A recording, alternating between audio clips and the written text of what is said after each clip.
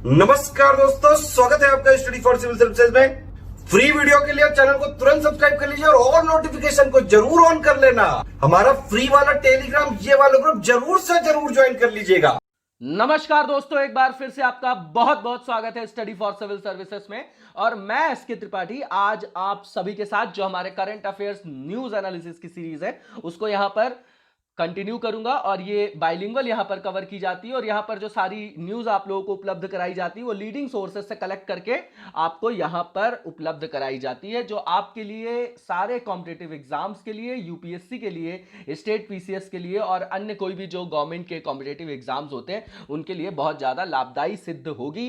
तो आगे चलने से पहले दोस्तों मैं आप सभी को बता देना चाहता हूं कि स्टडी फॉर सिविल सर्विसेज के पेड कोर्सेज चल रहे हैं, जिनके बारे में डिटेल्स में जानकारी आप इन नंबर्स पे कॉल करके जान सकते हैं और उन्हें ज्वाइन करके आप उनका महत्तम लाभ अर्जित कर सकते हैं। साथ ही दोस्तों अगर करंट से अफेयर से रिलेटेड जो हमारा टेलीग्राम का चैनल है @ओनली करंट अफेयर्स, वो आप जरूर से जरूर ज्वाइन कर लीजिएगा अगर अभी तक आपने ज्वाइन नहीं किया है तो, क्योंकि जो सारी अपडेट्स होती हैं करंट अफेयर्स से रिलेटेड, नोटिफिकेशंस होते हैं, वो वहीं पर आपको अवेलेबल कराए जाते हैं। तो आइए हम अपनी सीरीज को कंटिन्यू करेंगे। तो आज की जो फर्स्ट न्यूज है वो हमारे जीएस पेपर 1 से जाके लिंक होगी, है ना। जीएस पेपर 1 से रिलेटेड है, बिल्कुल फैक्चुअल चीज है कि नवरोज है जो आपका फेस्टिवल है, पारसी कम्युनिटी का मतलब न्यू ईयर फेस्टिवल बोला जाता है, ठीक है। और इसकी जो बिगिनिंग है वो मानी जाती है कि आपकी ईरानियन कैलेंडर से इसकी बिगिनिंग हुई थी इसके सेलिब्रेशन की, ठीक है ना। तो ये जो ट्रेडिशन है बोला जाता है कि ये आपका जो परंपरा है ये 3000 ईयर्स एगो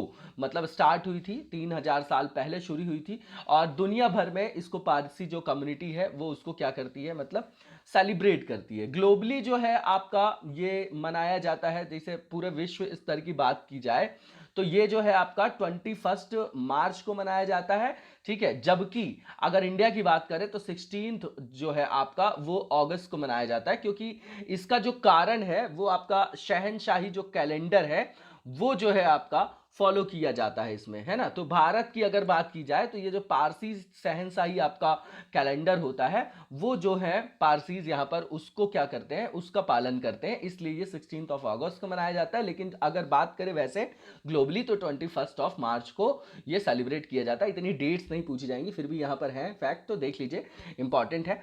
तो इसके बाद देखा जाए तो इसमें अगर टर्मिनोलॉजी मतलब एटिमोलॉजी की बात करें तो ये नव प्लस रोज है, मतलब ये कि नव मतलब नया और जो आपका रोज का मतलब है जो आपका डे से रिलेटेड है ना, मतलब न्यू डे, इसीलिए जो है इसको न्यू ईयर के रूप में इसको क्या बोलते हैं, मतलब सेलिब्रेट किया जाता है। और हिस्ट्री में भी आपने देखा होगा कि अगर बलबन ने इनको मतलब नवरोज को स्टार्ट करते हैं और फिर उसके बाद औरंगजेब उसको क्या कर देता है, खत्म कर देता है, तो वो उसके संदर्भ में भी आपने ये फैक्ट सुना होगा।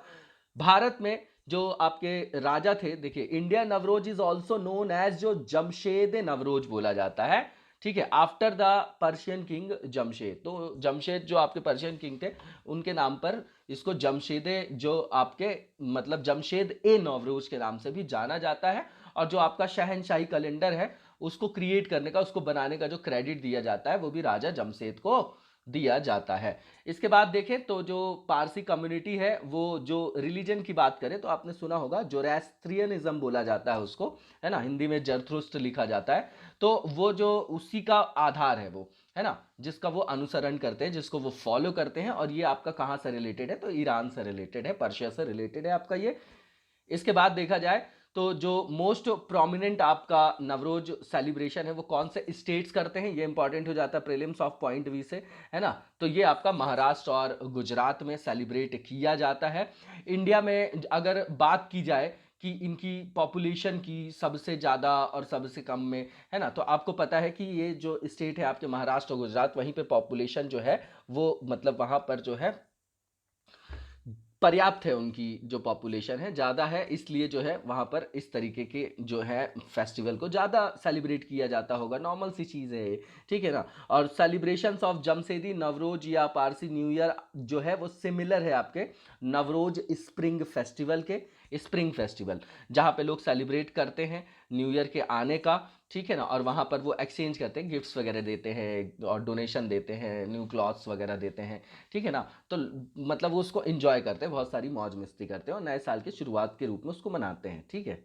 अब अगर पर्शियन हिस्ट्री के हिसाब से देखें तो वहाँ पे लिखा गया है कि जब मतलब राइज ऑफ इस्लाम होता है ना, मेडिवल एरा के मतलब बल्कि अर्ली मेडिवल बोलिए, तो वहाँ पे लगभग जो है आपका 10,000 जो पर्शियंस वगैरह हैं वो वहाँ से मतलब चले गए थे, और आज जो है आपके मतलब वहाँ पर सिर्फ 10,000 पर्शियन जो थे वो बचे थे, ठीक है ना। मतलब जब इस्लाम का राइज होता है तो वहाँ पर 10,000 जो आपके केवल बचे थे, 10,000 फारसी ही बचे थे। और आज देखा जाए तो अप्रॉक्सीमेटली वर्ल्ड वाइड जो उनकी आपकी पॉपुलेशन है 2.6 मिलियन है, तो ये इतना इंपॉर्टेंट फैक्ट नहीं है। इसके बाद देखा जाए तो इंडिया में अगर ट्रेडिशनल न्यू ईयर फेस्टिवल की बात करें अपन, तो जैसे आप बैसाखी सुनते हैं, तो ये भी आपका स्प्रिंग हार्वेस्ट फेस्टिवल है। देखिए जब फसल वगैरह कटने के बाद ही सारे त्यौहार मनाए जाते हैं, ये बिल्कुल ज्योग्राफी से लिंक करेंगे ना आप तो आपको सारी चीज़ें समझ में आएंगी। आप देखेंगे कि जो मतलब एग्जांपल के लिए बता रहा हूँ कि शादियों वगैरह को जो आपका मुहूर्त वगैरह होता है, मतलब जो निकलता है ना टाइमिंग, तो वो आप देखेंगे कि जब फसल कटती है उसके बाद ही, क्योंकि पहले के टाइम पे जब फसल कटेगी तभी ना त्यौहार मनाएंगे। तो ये उस टाइप से इसको आप लिंक करिएगा। तो ये बैसाखी भी जो है आपको ने सुना होगा, सिख और हिंदुओं का ये हार्वेस्ट जो आपका फेस्टिवल है, और ये यूजुअली जो है आपका सेलिब्रेट किया जाता है 13th और 14th जो आपकी अप्रैल वाली डेट है, तो एवरी ईयर उस टाइम पे इसको सेलिब्रेट किया जाता है। और ये आपका जो गुरु गोविंद सिंह जी के तहत जो खालसा पंथ का गठन किया गया था, आपने मतलब आपको पता होगा वॉरियर्स के मतलब रेफरेंस में उन्होंने ये जो आपका खालसा पंथ का गठन किया था 1699 में, तो वो उसकी याद दिलाता है, मतलब उसकी जो है स्मृति को वो बनाए रखे हुए है, ठीक है ना, जो बैसाखी है। इसके बाद देखा जाए बिहू की बात करें तो आपको पता है ये नॉर्थ ईस्ट से रिलेटेड है, मेनली इसको जो आपके असम में इसको सेलिब्रेट किया जाता है, ठीक है। और ये जो है बिहू जो है ये भी आपका मतलब देखिए ये सब अब बात अपन वही कर रहे हैं कि जो ट्रेडिशनल न्यू ईयर फेस्टिवल है, ठीक है ना, तो इसको जो है आपका एक ईयर में 3 बार जो है इसको क्या किया जाता है, सेलिब्रेट किया जाता है, ठीक है, सेलिब्रेट किया जाता है। और उसके बाद इसमें लिखा हुआ है कि जो ये फेस्टिवल वही मकर संक्रांति में जब मनाया जाता है तो इसको भोगाली बिहू बोला जाता है।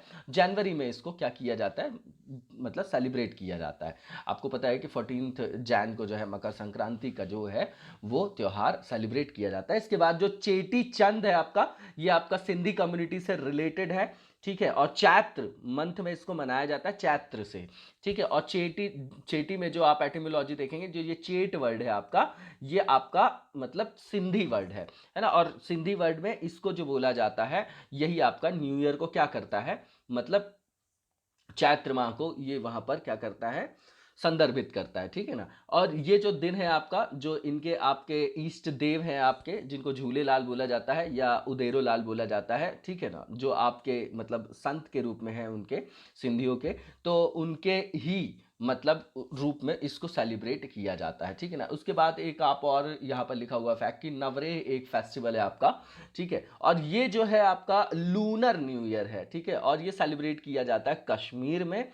It falls on the very first day of the Chaitra Navratras, ठीक है ना, चैत्र के जब नवरात्र स्टार्ट होते हैं तो उनके पहले दिन इसको मनाया जाता है, ठीक है। तो ये कुछ फैक्चुअल जानकारी थी। और भी स्टेट्स के कौन कौन से मतलब सेलिब्रेट किए जाते हैं न्यू ईयर जो है डिफरेंट स्टेट्स में इंडिया में, वो आप कमेंट बॉक्स में लिख के जरूर बताइएगा, ठीक है। इसके बाद देखा जाए जो हमारी नेक्स्ट न्यूज है, देखिए ये भी ज्योग्राफी से रिलेटेड है लेकिन फिर ये एनवायरमेंट से भी लिंक हो सकता है, ठीक है ना। तो ये जीएस पेपर 1 में ही रखा गया है और यहाँ पर इसको, ठीक है। इसके बाद अगर इसके में देखा जाए कि क्या न्यूज़ दी गई है, तो ये रेफरेंस में इसीलिए आया अभी यहाँ पर इसलिए रखा गया है क्योंकि जो अभी वहाँ पर टेम्परेचर जो वहाँ पर रजिस्टर किया गया है डेथ वैली, अच्छा डेथ वैली है क्या यहाँ पर, तो ये आपकी यूएसए में है, अभी नीचे अपन मैप में भी देखेंगे, ठीक है ना। और आप लोग मैप रेगुलर रिवाइज करिए, ठीक है। नेवाडा रेंज देखते हैं, मुगेव आप डेजर्ट देखते हैं, तो उसी के आसपास जो है आपका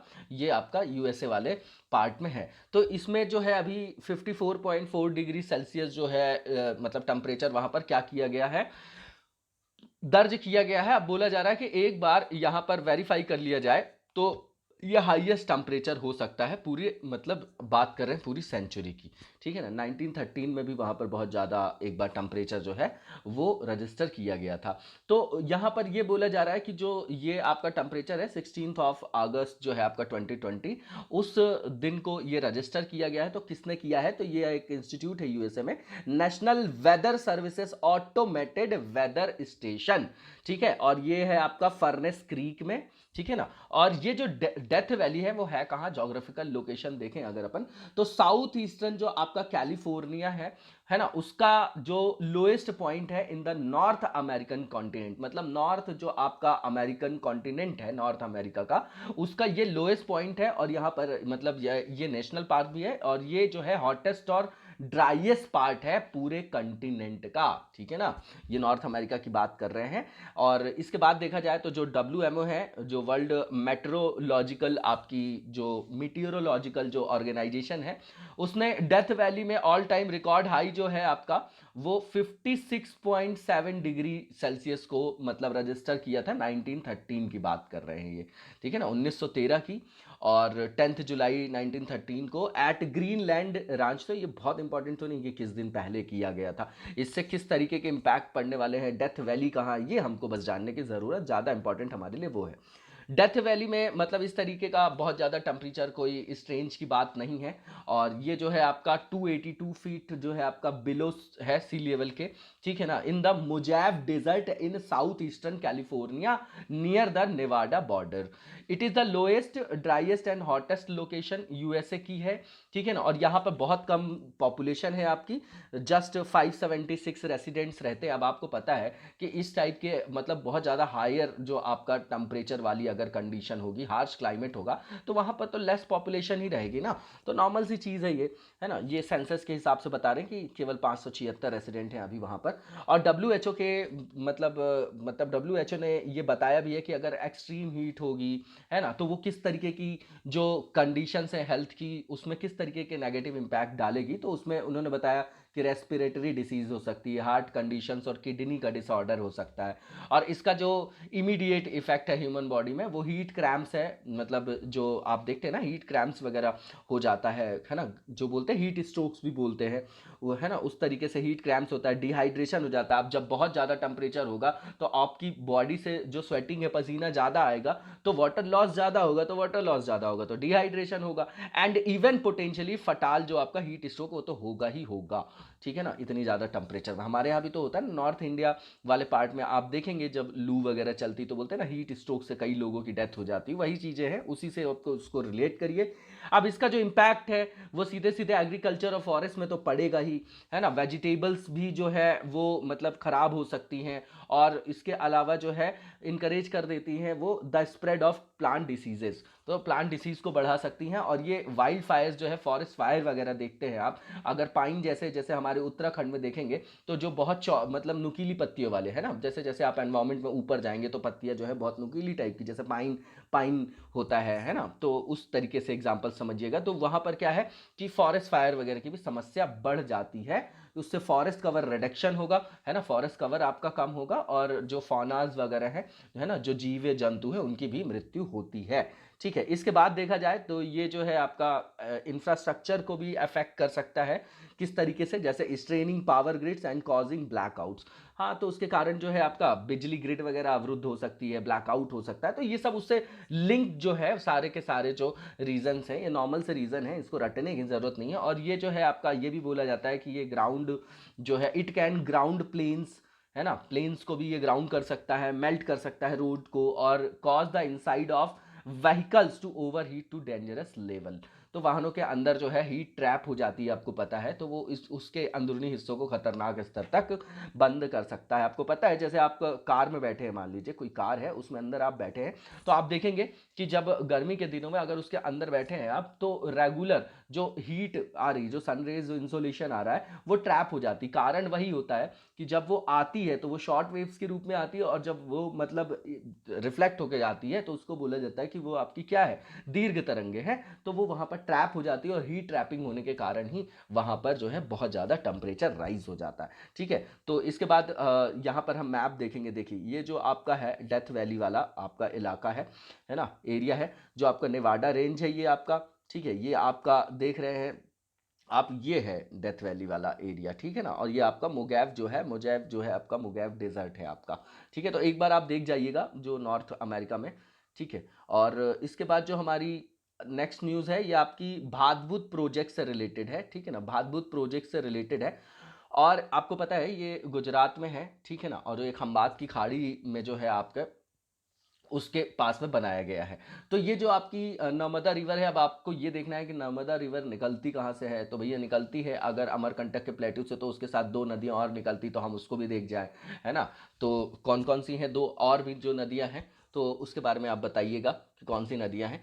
तो यहाँ पर जो भादबुद प्रोजेक्ट है, अब इसकी लोकेलिटी जो जोग्राफिकल लोकेशन है वो देख ले हम। तो नर्मदा जो रिवर है उसके पास में ये लोकेटेड है और ये मतलब 5 किलोमीटर दूर है भादबुद जो आपका विलेज है, इसीलिए इसका नाम भादबुद मतलब रखा गया है प्रोजेक्ट। और ये जो है माउथ ऑफ द रिवर पे है, जहाँ से फिर नर्मदा रिवर, आपको पता है कि जैसे अपन देखें तो नर्मदा रिवर निकल रही है अमरकंटक प्लेटू से, फिर आके फिर ये डायरेक्ट जो है खंबात की खाड़ी में गिर जाती है, एस्चुरी बनाती है ये। ठीक है ना, तो ये जो है वही बता रहे हैं कि नर्मदा नदी जो है आपकी खंबात की खाड़ी में जहाँ की गिरती है उसके मुहाने से 25 किलोमीटर दूर ये स्थित है। तो मतलब ये जो इसकी लोकेशन है जोग्राफिकल वो बता दिए कि जो नदी का माउथ है उससे 25 किलोमीटर्स दूर इसको मतलब बनाया गया है, वहाँ पर ये सिचुएटेड है। इसके बाद देखा जाए तो ये किसका पार्ट है, ये भी मैप में भी देख लेंगे अपन।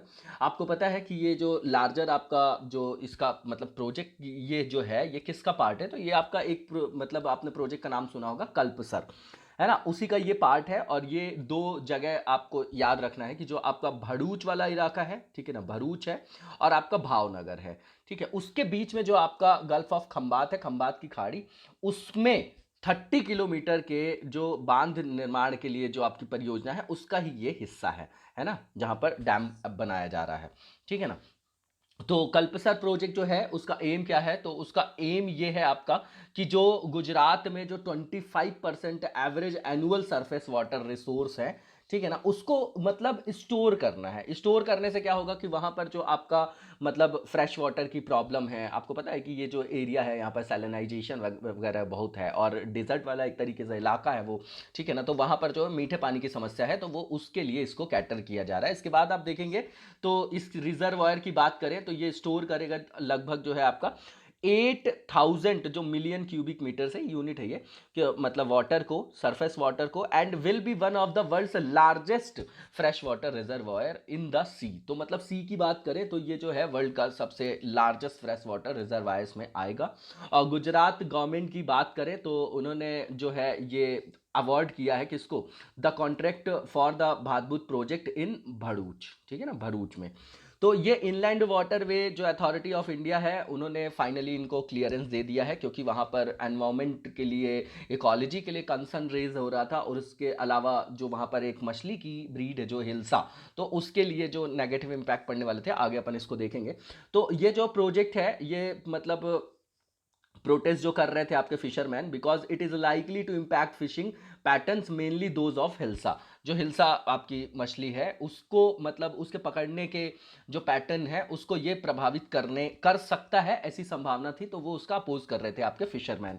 अब आप देखिए यहाँ पे मैप में जो आपका कल्पसर जो डैम है आपका, ठीक है ना, अब ये कहाँ पे जो है आपका मतलब ये भरूच जिला होगा आपका, है ना, और यहाँ आपका भावनगर हो गया। तो ये इसके बीच में ही आप ऐसा देख रहे हैं। और ये जो है आपका फ्रेश वाटर रिजर्वायर जो है कल्पसर का, वो मेन जो है आपका ये कनाल है आपका, और ये आपका फ्रेश वाटर जो है आपके रिजर्वायर है। ठीक है ना, तो नॉर्मली आपने देख लिया। और ये जो है आपका भादबुद जो जगह दिखाई गई है वो यहाँ पर है। ठीक है, तो आप एक बार और भी मैप में, अब मैप में आपको भादबुद नहीं देखना है, आपको उस जगह की सारी जो भी इंपॉर्टेंट फीचर्स हैं वो आप देख जाइएगा। तो अब इसके जो इम्पैक्ट हैं वो क्या क्या हो सकते हैं वो देखते हैं अपन। तो बहुत नॉर्मल से जो एनवायरनमेंट के लिए जो डिग्रेडेशन होता है वो आप नॉर्मल समझ सकते हैं कि इसमें जो है एक्सपेक्ट किया जा रहा है ऐसी संभावना कि ये जो है जो इंटरफेयर करेगा किसमें, जो आपकी हिल्सा जो अपन फिश की बात कर रहे थे उसके माइग्रेशन में और उसके ब्रीडिंग साइकिल में, ये इंपॉर्टेंट पॉइंट हो गया। ब्लॉकिंग देयर नेचुरल एंट्री, अब देखिए जब भी किसी मतलब जो ऐसे नेचुरल जो आपका फ्लो है वाटर का, जब उसको रोका जाता है ना, जब मतलब मैन मेड उसमें किसी भी तरीके का हस्तक्षेप किया जाता है, इंटरफेयर किया जाता है, तो उसके साइड इफेक्ट्स तो होते ही है। तो वैसे ही बता रहा है कि ये जो आपका हिल्सा मरीन फिश है वो माइग्रेट करके आती है अपस्ट्रीम में और अराइव मतलब पहुंचती है वो फिर जो आपका ब्रैकिश वाटर है, आपका ब्रैकिश वाटर है, पश्च जल जिसको बोला जाता है नर्मदा एस्चुरी में, तो वहां पर उसको वो क्या करेगी, वो उसको नेगेटिवली इम्पैक्ट करेगी क्योंकि नदी के विपरीत धारा में बह के वो आती है। भरूच के समीप जो नर्मदा नदी का माउथ है वहां पर आती है ये, जुलाई और अगस्त के मानसून के महीनों से लेकर नवंबर के बीच में ये ऐसा करती है, तो वो उसकी जो नेचुरल आपकी जो प्रक्रिया है उसको वो बाधित करेगी, ठीक है ना। तो आप ये याद रखिएगा कि हिल्सा के जो आपके माइग्रेशन और ब्रीडिंग साइकिल है जो उसको उसको इम्पैक्ट करेगी ये, ठीक है ना। उसके बाद देखा जाए तो हिल्सा का अगर आज की डेट में देखा जाए कि उनके पतन के या उनकी संख्या कम होने का सबसे बड़ा कारण क्या है, तो वही सब चीज़ें हैं कि जो आपका बांध से जो पानी का कम बहाव मतलब जो रिड्यूस हो गया है, outflow of water from the dam, industrial जो इफ्लुएंट्स आ रहे हैं, है ना, एफ्लुएंट्स जो आते हैं जो मतलब औद्योगिक से औद्योगिक को क्षेत्र से जो भी आपकी है ना जो औद्योगिक यूनिट है वहां से निकलने वाला कोई भी प्रदूषक तत्व होगा तो वो वाटर जो मतलब एक्वेटिक जो भी आपकी बॉडी है तो उसमें रहने वाले जो भी आपके जीव जंतु उस पर तो वो नेगेटिव इंपैक्ट डालेगा ही। आपको पता है कि एल्गल ब्लूम वगैरह आपने एल्गल बूम वगैरह सुना होगा आपने, है ना, तो सवाल प्रस्फुटन जिसको बोला जाता है, ठीक है। तो फ्लोइंग इन तो ये भी वही करेगा और सैलिनिटी जो है उसको वो बढ़ा ही देगा, है ना, उसकी जो बढ़ी हुई जो भी सैलिनिटी है वहाँ पर उसके लिए भी उत्तरदायी माना जा रहा है इसमें। और ये जो परियोजना है आपकी ये आपके आलिया बेट जो आपने सुना होगा, ठीक है ना, उसी का ये हिस्सा है, ठीक है। ये आइलैंड है आपका और ये डेल्टा ऑफ द, देखिए ये island in the delta of Narmada लिखा है, ये estuary of the Narmada and known for shrimp farming is likely to get submerged, ठीक है, जो कि आपका मतलब श्रिम्प फार्मिंग के लिए जाना जाता है और इसको माना जा रहा है कि ये जो है सबमर्ज हो जाएगा। और जो फॉरेस्ट एरिया है आपका, है ना, आलिया बेट में जो एक पोर्शन है आपका, a portion the forest in Aliya Bet too will get affected by the project, तो वहां पर जो आपका फॉरेस्ट वाला एरिया है आलिया बेट का वो भी वहां से नेगेटिवली इंपैक्ट होगा। ये सब इसमें कॉन्सर्न की बात की जा रही है। अब इसका उद्देश्य क्या है, पर्पस क्या है, तो पर्पस वही है कि जो भी एक्सेस वाटर है आपका सरदार सरोवर डैम पर, ठीक है ना, और जो मतलब सीधे सीधे जाके वो समुद्र में मिल जाता है तो वो उसको क्या है उसको वहाँ पर कंजर्व करेंगे, उसको संरक्षित करेंगे, रखेंगे, फिर वो आपके स्वीट वाटर जो है ना, उस तरीके की लेक बना के, है ना, 600 MCM on the river solving the fresh water problem in Bharuch. अपन ने शुरू में ही डिस्कस कर लिया कि मीठे पानी की समस्या का समाधान करेगा ये। और ये जो आपका रिजर्वायर है उससे मतलब जैसे नर्मदा रिवर है आपकी, महिसागर है, साबरमती है, तो उसमें जो एक्सेस वाटर है उसका ये उसको चैनलाइज करेगा, उसका दोहन कर सकेगा। अब इसमें क्या है, due to the reduced flow of fresh water saline sea water gushes into the Narmada estuary during high tide thus increasing salinity along the bank. तो बिल्कुल नॉर्मल सी चीज़ है कि नर्मदा नदी के मुहाने की बात करें तो खारा जो समुद्री जल है उसका जमाव हो जाता है, उससे जो है नदी के किनारों में जो है सैलिनिटी बढ़ती जा रही है क्योंकि मीठे पानी का कम प्रवाह के कारण ये सब जो होता है हाई टाइड की कंडीशन की बात कर रहे हैं ये, है ना, ठीक है। इसके बाद देखा जाए तो नेक्स्ट जो हमारा न्यूज़ है यहाँ पर ये आपका ग्रीन कॉरिडोर से रिलेटेड है आपका। अब देखिए यहाँ पर ये भी आपका जो है ग्रीन कॉरिडोर की बात की जा रही है तो ये भी आपका क्या इंफ्रास्ट्रक्चर से रिलेटेड है। अब इसको आप जीएस पेपर 2 में भी रख सकते हैं, 3 में भी रख सकते हो, पेपर के चक्कर में मत उलझिए, आप सिलेबस को रेगुलर आप देखा करिए तो धीरे धीरे आपके जहन में वो मस्तिष्क पटल पे बिल्कुल व्यवस्थित रूप से सेट हो जाएगा। अब ये जो ग्रीन कॉरिडोर है आपको वो मतलब एक स्पेशल जोन है, एक तरीके का स्पेशल रोड रूट होता है।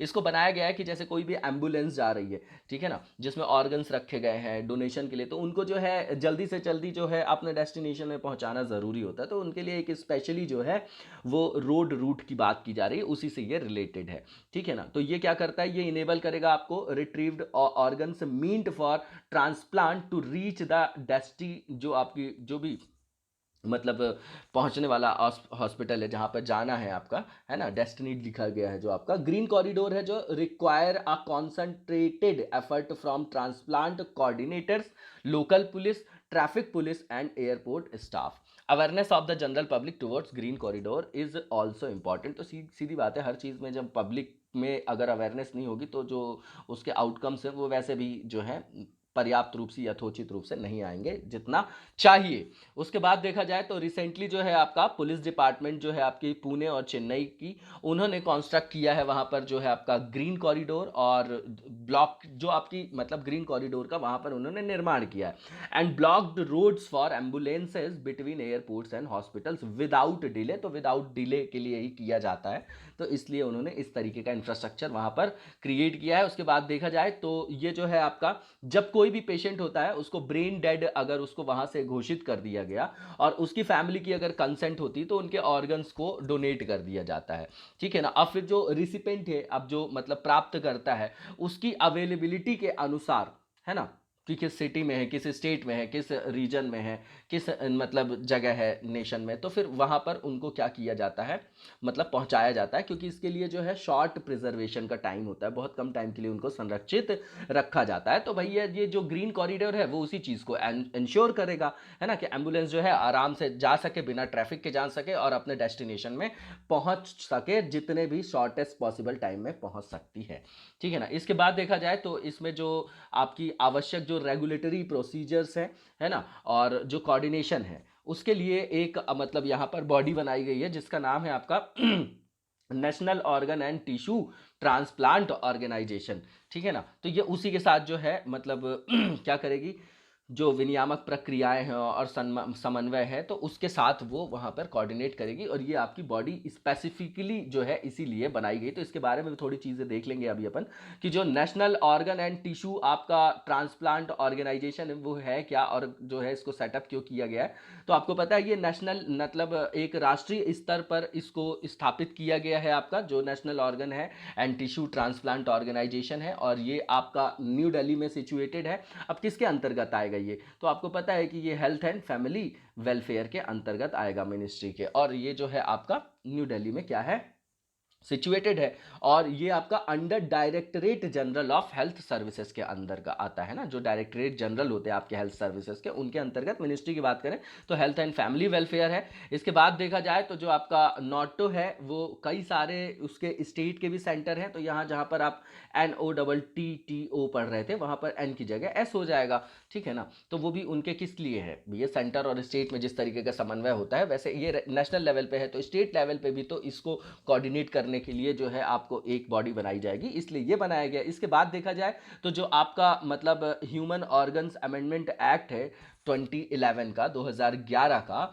उसके अंतर्गत जो है अंगों की जो खरीद की जाती है ऑर्गन्स की, टिश्यूज की, और उसके जो वितरण के लिए, डिस्ट्रीब्यूशन के लिए जो है एक नेटवर्क का मतलब स्थापना ये करते हैं, ठीक है ना। इसी की बात कर रहे हैं ये NTTO की, ठीक है ना। और इसके बाद बात किया जाए तो जो आपकी नेशनल जो आपकी इंफॉर्मेटिक्स सेंटर है उसके साथ कोलैबोरेट करके, साझेदारी करके इसके लिए एक नेशनल रजिस्ट्री बनाने की बात की जा रही है ऑर्गन और टिश्यू डोनर्स के लिए, ताकि जो सारी इंफॉर्मेशन है वो वहाँ पर जो है एक जगह रखी जा सके, ठीक है ना। तो उससे फिर उसका जो आपकी इफिशियंसी है, प्रभाव उत्पादकता है, वो ज़्यादा बढ़ जाएगी, इसलिए ये किया जा रहा है। इसके बाद देखा जाए तो इस पहल से देश भर में जो आपके जो भी आपके प्रतिरोपण संयंत्र हैं उसमें जो है आंकड़े और निगरानी रखने में क्या होगी, मदद मिलेगी। जब सूचना मिल जाएगी तो जो है उसकी सर्विलियंस है, मेंटेनेंस है ना, तो वो जो आपका है वो उसमें क्या करेगी, हेल्प करेगी पूरे मतलब थ्रू आउट द कंट्री।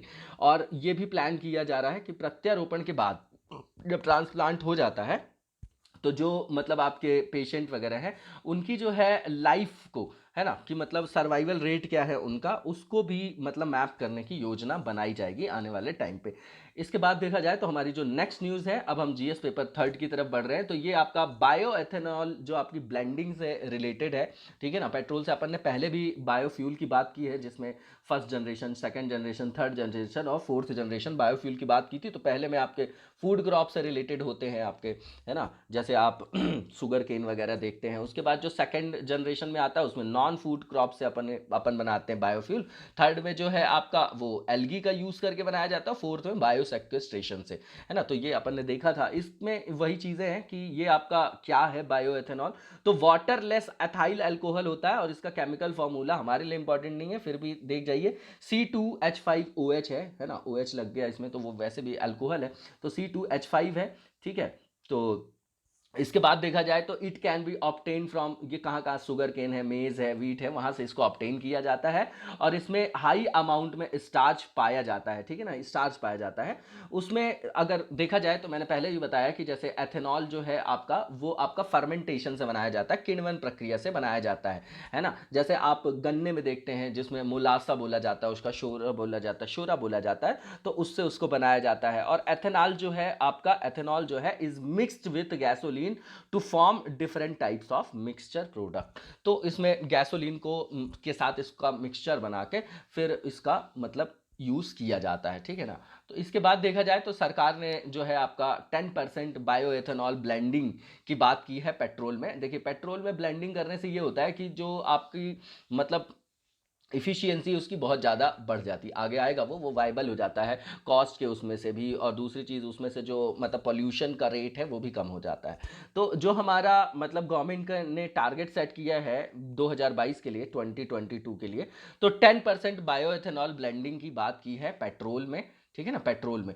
तो और इसको फिर राइज करना है 20% तक, कब तक, 2030 तक, ठीक है ना। अब 2030 तक फिर पेरिस क्लाइमेट के जो हमारे INDCs के जो हमारे टारगेट्स हैं उनको मीट करने में, उनको मतलब अचीव करने में ये क्या करेगा, वहाँ पर हमको हेल्प करेगा, ठीक है ना। ऐसे ही उसको लिंक करेगा। इसमें क्या है कि इसमें जो है आपका टारगेट जो है 2030 तक का 20% का है। अब ये जो है आपकी नेशनल बायोफ्यूल पॉलिसी जो है आपने पढ़ा होगा 2018 का, उसके दौरान ही इसको लॉन्च किया गया था। और अभी अगर देखा जाए वर्तमान में तो 5% की ब्लेंडिंग हमारे यहाँ चल रही है इसमें पेट्रोल में, ठीक है ना। इसमें जो है इसके कारण क्या है, तो मैंने पहले ही बताया कि 5% अगर एथेनॉल वहाँ पर ब्लेंड किया जाता है, सम्मिश्रित किया जाता है, तो ये रिप्लेस करेगा कितने, around 1.8 million barrels of crude oil को, ठीक है ना। अब समझिए कि जब उसका इतना आयात कम हो जाएगा, 1.8 मिलियन बैरल मतलब जो कच्चा तेल है, क्रूड है, उसका अगर आयात हमारे जो भारत देश है वो कम करेगा, तो उतना जो है हमारा इंपोर्ट बिल बढ़े, मतलब कम होगा ना, इंपोर्ट बिल कम होगा हमारा, तो बैलेंस ऑफ पेमेंट ठीक होगा। तो जो पैसे बचेंगे उससे गवर्नमेंट जो है वो सोशल इंफ्रास्ट्रक्चर में, है ना, आत्मनिर्भर भारत में, make in India, made in India, जो हमारे यहाँ मैन्युफैक्चरिंग को डोमेस्टिक सेक्टर में जॉब देना है, जो क्रिटिकल इंफ्रास्ट्रक्चर वगैरह, बहुत सारे जो मतलब हमारे यहाँ सोशल और इकोनॉमिकल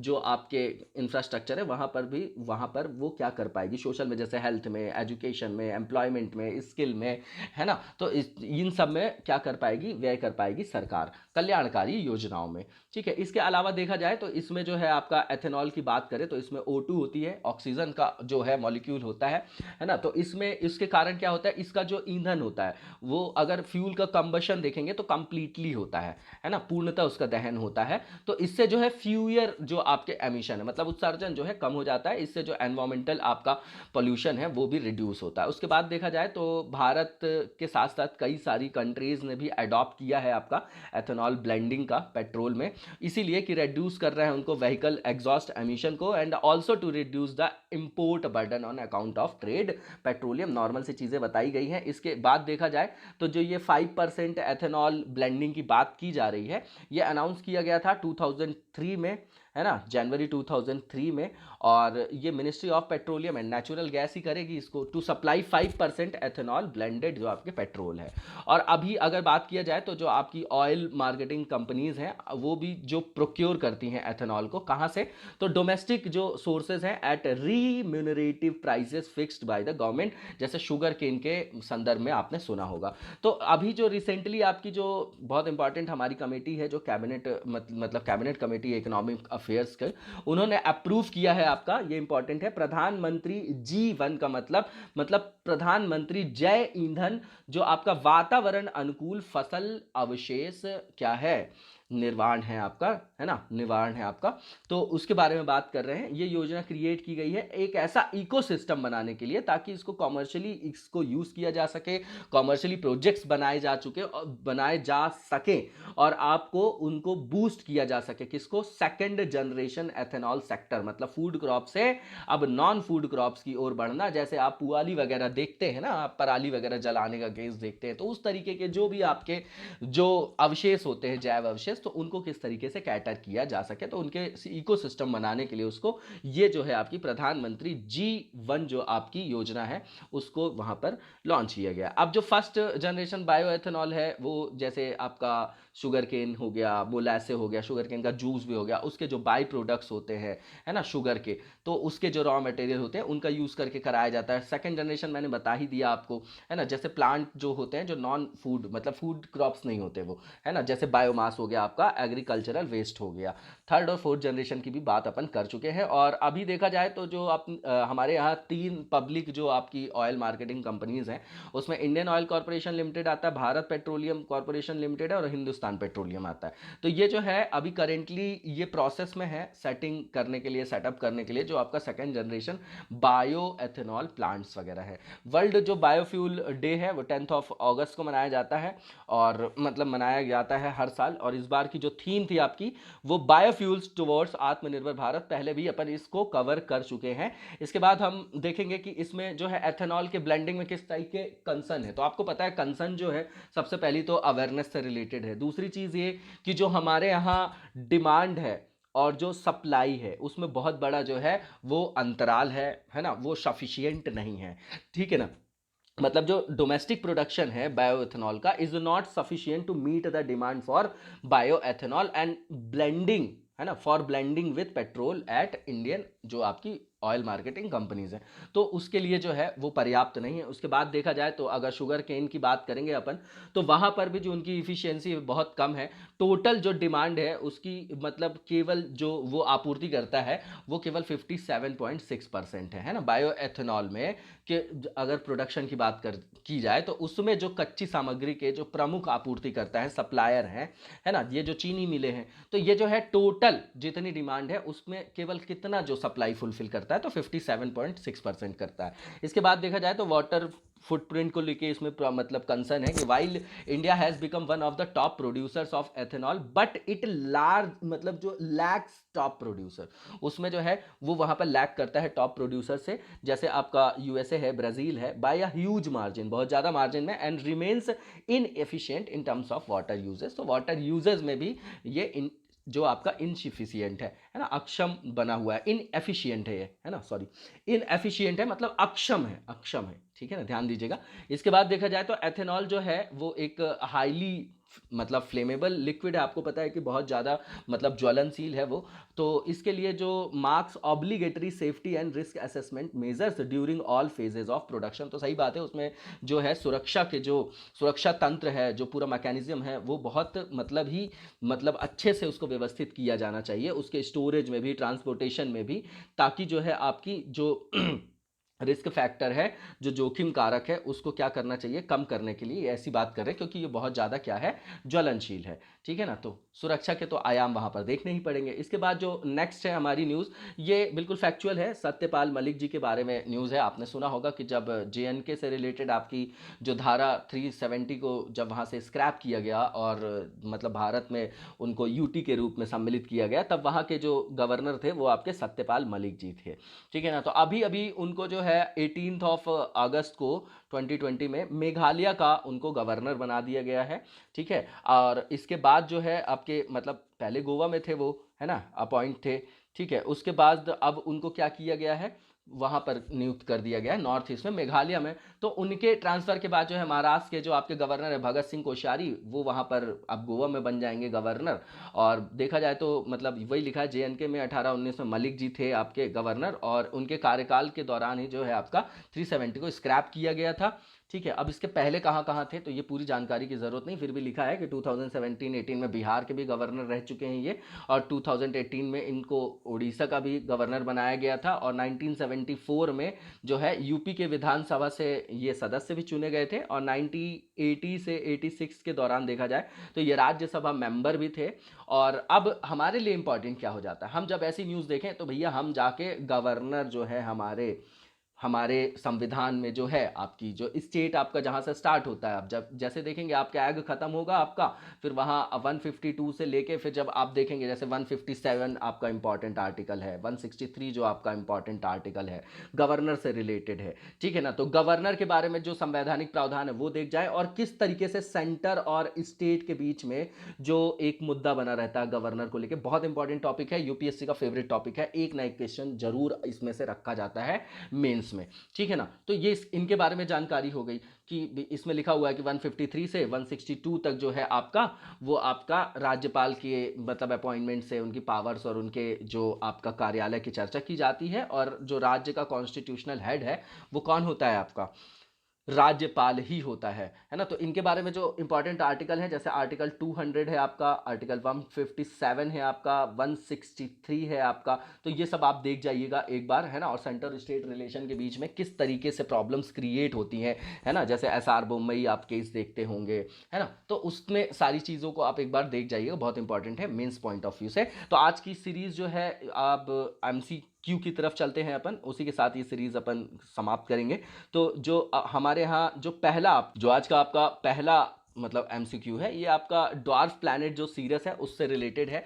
तो ये जो ड्वार्फ प्लैनेट की बात की जा रही है, ये स्पॉट किया गया था सबसे पहले 1801 में, गिसेपी जो है पियाजी के द्वारा खोजा गया था इसको। और ये जो है आपका जो मतलब मार्स और जुपिटर है उसके बीच वाली बेल्ट में, बोलते हैं ना उनको क्षुद्र ग्रह बोला जाता है, तो वो वहाँ पर जो है उसके बीच का ग्रह है जो मतलब मिसिंग प्लैनेट के रूप में इसको जाना जाता है, सीरस है जो आपका, ठीक है ना। तो उसके ये स्टेटमेंट बिल्कुल ठीक है, बिल्कुल कंटेक्चुअल चीज़ें ये। उसके बाद देखा जाए तो जो डॉर्फ प्लैनेट आपका सीरस है वो लाई करता है कहाँ, एस्टेरॉइड्स बेल्ट में, तो भैया मार्स और जुपिटर के बीच में ही तो एस्टेरॉइड बेल्ट है, ये भी बिल्कुल सही है। और इसको स्टेटस मिला है ऑफ एन ओशियन वर्ल्ड, मतलब सागर विश्व का इसको दर्जा दिया गया है। इसके बाद देखा जाए तो जो मतलब officially there are officially 5 dwarf planets जो हैं हमारे सोलर सिस्टम में। मोस्ट फेमस आपका प्लूटो है जो डाउनग्रेडेड किया गया था, है ना, उसके स्टेटस को अब वो जो है आपका ड्वार्फ प्लैनेट के रूप में जाना जाता है, क्योंकि होता वही है कि जैसे कोई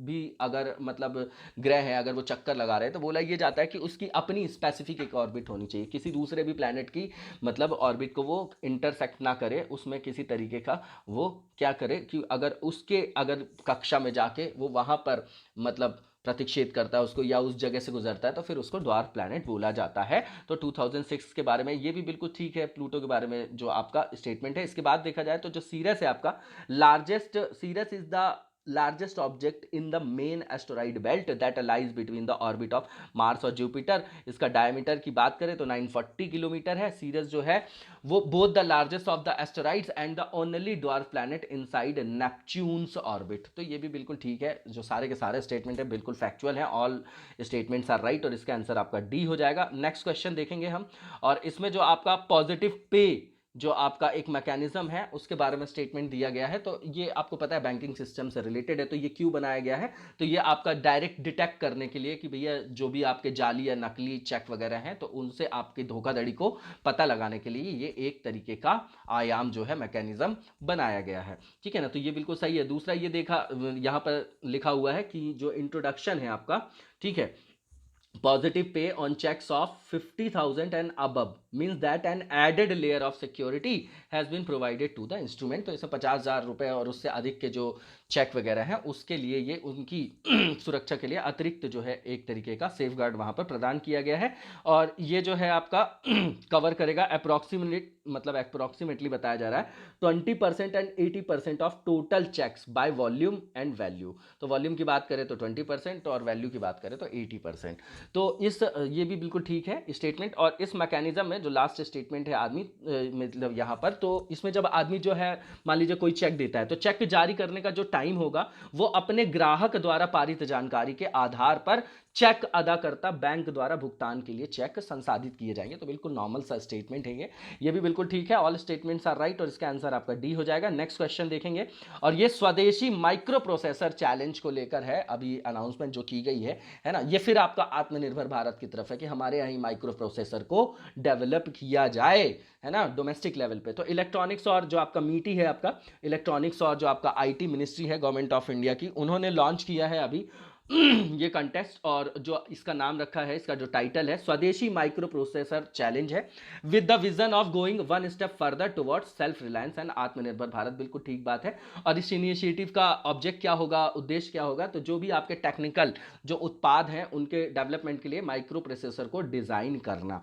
और इसमें जो है गवर्नमेंट ने प्राइज अनाउंस किया है, टोटल जो है आपके 4.30 करोड़ के, है ना, ताकि मोटिवेट हों हमारे यहाँ के जो मतलब लोग हैं जो R&D करें और हमारे यहाँ फिर माइक्रो प्रोसेसर वगैरह को डेवलप करें।